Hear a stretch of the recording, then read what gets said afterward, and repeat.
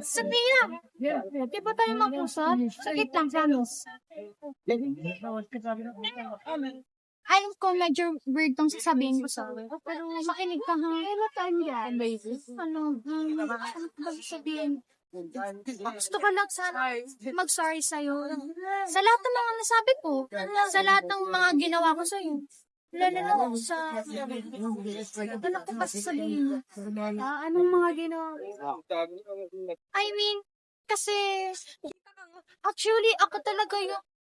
Sa akin talaga yung dump account na nag-comment sa post. And I'm real for about that. Alam ko ang magkakamali ko. It's so and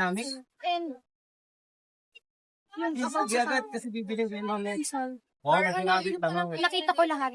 I mean, Alaksan yan. alam ko for any Ay, na-jibrin. Bakit? Bakit ganyan ka? Bakit mo ito sasabi sa akin ngayon? Ano yun? alam ko, medyo weird tong mga pinagsasabi ko right now, pero nakita ko lahat.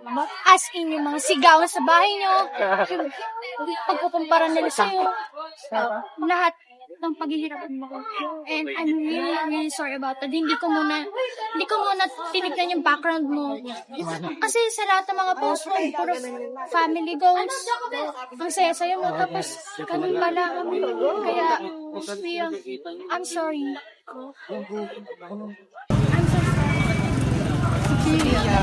Sorry, Sophia. Sorry sa mga nagawa namin. Kinento kasi ni Samantha yung nangyari nung gabi yun. Kaya yun yung nag-udyok sa amin na humingi ng tawad sa'yo ngayon. Sorry rin na, hindi kasi namin alam na ganun pala kabigat yung nararamdaman mo. Sorry, Sophia. I'm sorry, Sophia. Babawiin ko lahat ng mga sinabi ko sa'yo. Lalo na doon sa sinabi ko sa dump account ko. Lahat ng masasakit na salita na sinabi ko sa'yo. Babawiin ko lahat. Babawi ako sa'yo. Promise!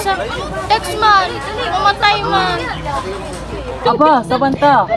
Tunay ba yan? O palabas lang yan? Hindi kami sanay na ganyan kakabait, lalo na kay Sophia. Ang weird mo tuloy. And I was wrong. Dapat hindi natin tinitigyan ng isang tao sa pagkakasali. Kundi dapat tinitignan natin sila sa background nila. Ay, huwag kayo diyang eme! Wow! From basher to defender? Defender? What a plot twist! Picture muna tayo para yun na lang sa cellphone mo para may pag-post tayo. Kami na lang mag-picture. Sige, dito kami ah.